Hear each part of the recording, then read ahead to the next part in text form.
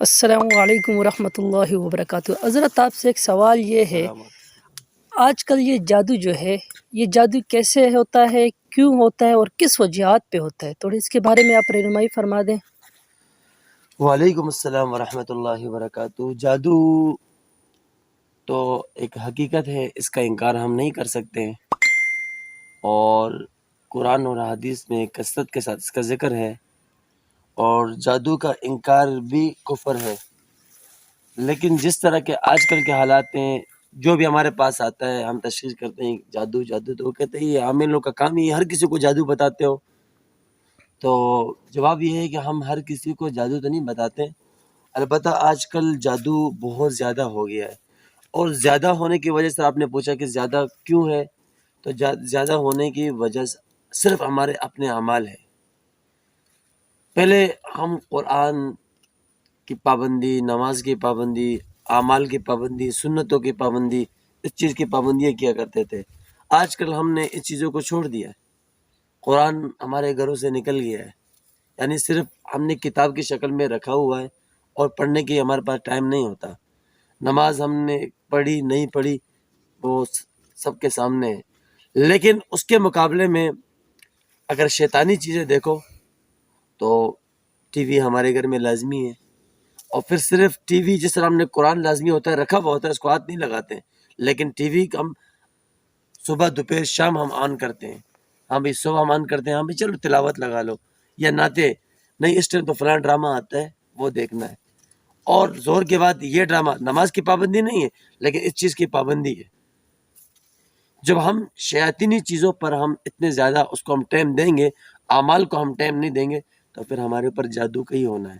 اور جادو 3 وجہوں سے ہوتا ہے، یہ میں آپ کو بتاؤں، دنیا کے اندر یہ 3 وجہ ہوں گے، اس کے بعد چوتھی کوئی وجہ آپ کو نہیں ملے گی۔ 3 وجوہات پر جادو ہوتا ہے انسان کے اوپر۔ سب سے پہلی وجہ، جو شخص کثرت گناہ کبیرہ کے اندر مبتلا ہو اور توبہ نہ کرتا ہو، تو اس پر بطور اللہ کے عذاب کے جادو ہوتا ہے۔ ایک آدمی اللہ کی نافرمانی کر رہا ہے، اس پہ بیماری آ گئی۔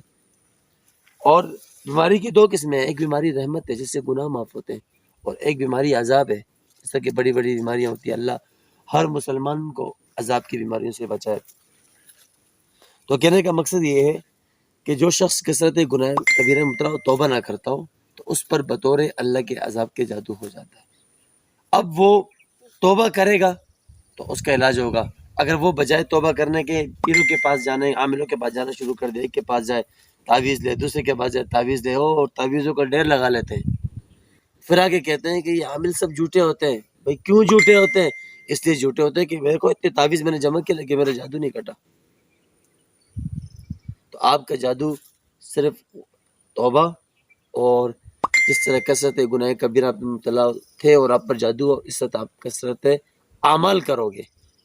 ایک تو 5 وقت کی نماز فرض ہے، وہ ہم پڑھ رہے ہیں، جب آپ پر جادو ہو گیا آپ ساتھ میں کوشش کر تہجد بھی نہ چھوڑے، اشراق بھی نہ چھوڑے، چاش بھی نہ چھوڑے، اوابین نوافل کا اہتمام کریں۔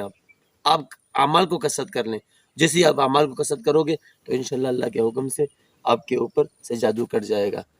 دوسری وجہ جادو کی وہ کیا ہے، یہ مین وجہ ہے، اس کو آپ غور سے ذرا سماعت فرمائیں۔ وہ یہ کہ اپنے اوپر خود جادو کرنا۔ آپ بولو گے کوئی پاگل ہے جو اپنے اوپر خود جادو کرے گا؟ صحیح بات ہے، حقیقت ہے۔ تو بھائی سب سے زیادہ آج کل وجہ یہی پائی جاتی ہے کہ اپنے اوپر خود جادو کرتے ہیں۔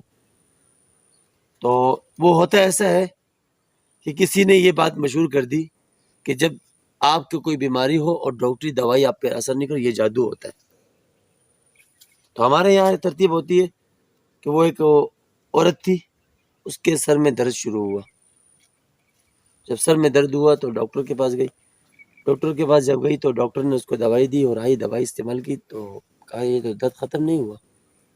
پھر خود سوچنے بیٹھ گئی، یہ تو دوائی جب اثر نہیں کی جادو ہوتا، اور یہ میرے اوپر جادو ہو گیا۔ اور یہ درد کب شروع ہوا؟ یہ کل 2 بجے شروع ہوا، اور 1 بجے میرے گھر میں فلاں شخص آیا تھا، اور وہ جب آیا اس نے یہ کیا اور اس نے جادو کر دیا۔ اب یہ بھاگتے بھاگتے کسی عامل کے پاس یا پیر کے پاس جائے گی، اس کو یہ نہیں بولے گی مجھے چیک کرو، بولے گی یہ چیک کرو یہ جو فلاں شخص ہے اس دن 1 بجے میرے گھر آیا تھا، اس نے میرے پر جادو کیا نہیں کیا ہے۔ اور بعض ہوتے ہیں ان کو تو اتنا تجربہ نہیں ہوتا ہے یا اتنا وہ نہیں ہوتا ہے، مہارت نہیں ہوتی ہے، کیونکہ میرا یہ قول ہے جو عامل آپ کو یہ بتائے کہ آپ کے اوپر جادو فلاں نے کیا فلاں نے کیا، یہ عامل 2 نمبر ہے۔ کیوں 2 نمبر ہے؟ کیونکہ حدیث شریف میں آتا ہے جس کا مفہوم ہے کہ اگر آپ پر کسی کا عیب کھل جائے تو آپ اس کے اوپر پردہ ڈالو، یا کسی کا عیب آپ دیکھ لو، پردہ ڈالو۔ جب آپ اس کے عیب پہ پردہ ڈالو گے تو قیامت کے دن آپ کے اس کے بدلے میں 100 عیبوں پر پردہ ڈالا جائے گا۔ اب یہ حدیث ہے۔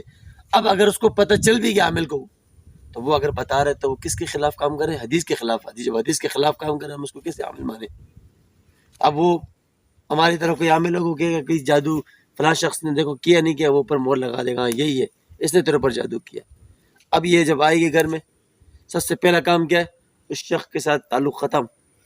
یعنی اختلافات پیدا کر دیا۔ ہاں، اس شخص کے ساتھ تعلق ختم۔ صحیح۔ قطع تعلقی جو اسلام میں 3 دن سے زیادہ جی ناجائز ہے، کھانا پینا حرام ہو جاتا ہے، اور یہاں اس نے تعلق ختم کرے۔ کوئی پوچھے آپ نے تعلق کیوں ختم کیا؟ اس نے میرے اوپر جادو کیا۔ آپ کے پاس کوئی ثبوت ہے، کوئی پروف ہے؟ مجھے پیر صاحب نے، پیر صاحب کے آسمان سے اترا ہے۔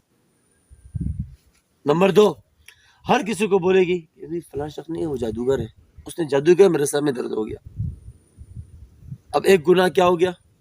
قطع تعلقی کا۔ غلط۔ دوسرا گناہ کیا ہو گیا؟ الزام، بہتان۔ بدگمانی۔ بہتان گناہ کبیرہ ہے۔ اب تیسرا، ہر کسی کو بولنا کہ بھئی اس نے میرے پر جادو کیا، جو بغیر تحقیق کے بات کرنا، اور بغیر تحقیق کے بات کرنے سے بندہ فاسق ہو جاتا ہے۔ اب یہ گناہ، اب جب یہ گناہ سب اس کے اندر آ گئے، اس کو کوئی بولے گا توبہ کرو، وہ شخص ایسا نہیں، آپ توبہ کرو، اگر نہیں، اور جب یہ توبہ نہیں کرے گی تو اس میں پہلے وجہ بھی آ جائے گی، کثرت گناہ کبیرہ مبتلا، اور توبہ نہیں کرتا اس پر بطور اللہ کے عذاب کے جادو آ جائے گا۔ یعنی شیطین دخل دے دیا، آ جائے شیطین گا۔ داخل ہو پہلے گیا۔ اس پہ جادو نہیں تھا، جی اب جی، جادو آیا۔ یہ جادو کہاں سے آیا؟ اس نے اپنے پر خود کیا، یعنی شیطین کی مدد سے۔ خود کیا۔ صحیح۔ ٹھیک ہے، تو یہ کثرت گناہ کبیرہ سے ہو گیا۔ اور تیسری وجہ، جو کوئی کسی کے پر کوئی کسی سے جلتا ہو، حسد کرتا ہو، بغض کرتا ہو، کسی نے کسی پر عمل کے ذریعے جادوگر کے پاس جا کے کر، تو وہ 10% پایا جاتا ہے، بہت کم ایسا ہوتا ہے، اور جو 90% ہوتا ہے وہ اپنے اعمال کی وجہ سے ہوتا ہے۔ تو اس لیے جادو ایک حقیقت ہے۔ بعض لوگ اس حقیقت کا انکار کرتے ہیں کہ یہ بھی جادو ہے، لیکن بعض لوگ اب مانتے ہیں کہ ہم، اب میں نے ایک کہا نا کہ قرآن میں اللہ کہتے ہیں وہ نزل من قرآن ما هو شفاء ورحمۃ، قرآن شفا ہے، کہہ رہے ہیں مجھے، میں ہی مانتا ہوں قرآن شفا ہے، لیکن پھر بھی کرتا نہیں ہوں۔ ڈاکٹر کے پاس تو جانا ضروری ہے، علاج تو ڈاکٹر کرے گا، علاج تو حکیم کرے گا۔ بھائی قرآن سے شفا ہے، ہاں میں بھی مانتا ہوں شفا ہے، لیکن کیسے؟ تو پڑھ کیسے؟ جاؤ ہمارے پاس آؤ، ہمارے بتائیں گے، انشاءاللہ اللہ کے حکم سے آپ کو فائدہ ہوگا، لیکن اللہ نے ایک راستہ بتایا ہوا ہے، اس پہ چلو گے تو کامیاب ہوگے، لیکن اس پہ نہیں چلو گے تو، کیونکہ جادو کے سب سے خطرناک، جادو دنیا کا خطرناک مرض کیوں ہے؟ وہ اس لیے ہے کہ جس شخص پہ جادو ہوتا ہے تو یہ جادو کے ذریعے اس کے دماغ کو ایسے بند کیا جاتا ہے، وہ کہتے ہیں میں نہیں مانتا۔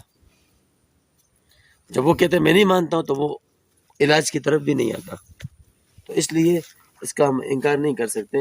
لیکن جو چیزیں میں نے بیان کی، اگر یہ آپ کے اندر پائی جاتی ہے یا آپ ایسے کسی شخص کے اندر، تو سب سے پہلے کوشش کرو کہ اس کو بولو کہ قرآن کی طرف کسی روحانی اور ماہر عامل بندے سے رابطہ کرے، تو انشاءاللہ اس کو ضرور فائدہ ہوگا۔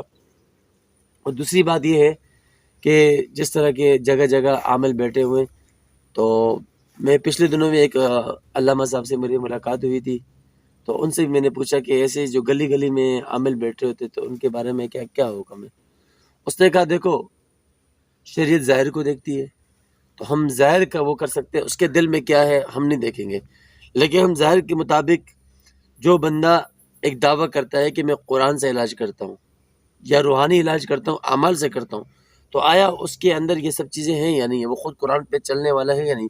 یعنی اس کے سر پہ پگڑی ٹوپی ہے یا نہیں ہے؟ اس کے چہرے پہ سنت رسول ہے یا نہیں؟ اگر ایک شخص کے چہرے پہ سنت رسول نہیں ہے، صحیح ہے، یا اس کے سر پہ ٹوپی یا پگڑی نہیں ہے، اور وہ خود سنت کے خلاف زندگی گزار رہا ہے، میں نے ایسے بھی دیکھے کہ وہ نشے کرتے ہیں، سگریٹ پیتے ہیں، چرس پیتے ہیں، اور کہتے ہیں کہ ہم روحانی علاج کرتے ہیں، لوگ ان کے پاس جاتے ہیں، تو ایسے لوگوں کے پاس جانا یہ بھی غلط ہے۔ اب صحیح بندے صحیح جگہ پہچان کرنا اب وہ ہے، اب مثال کے طور پر ایک جگہ آپ کو فائدہ ہے، آپ کو کہتے ہیں فلاں جگہ زمین بک رہی ہے اور سستی ہے، تو آپ دوڑتے ہوئے جاؤ گے، کیوں یار سستی ہے میں لے لوں مجھے فائدہ ہوگا۔ جس طرح وہ زمین دیکھنے کے لیے آپ جاتے ہیں، اسی طرح صحیح جگہ جانا آپ پر لازم ہے۔ آپ تلاش کرو، صحیح بندہ تلاش، جب تک آپ کو صحیح بندہ تلاش نہیں ملے آپ ادھر ادھر نہ جاؤ پھر آپ کے پاس تک یہ چیز ہے کہ آپ شریعت کے مطابق دیکھو بندہ شریعت کے مطابق مکمل ہے تو پھر آپ اللہ پہ توکل کر کے اس سے ہلا کرواؤ.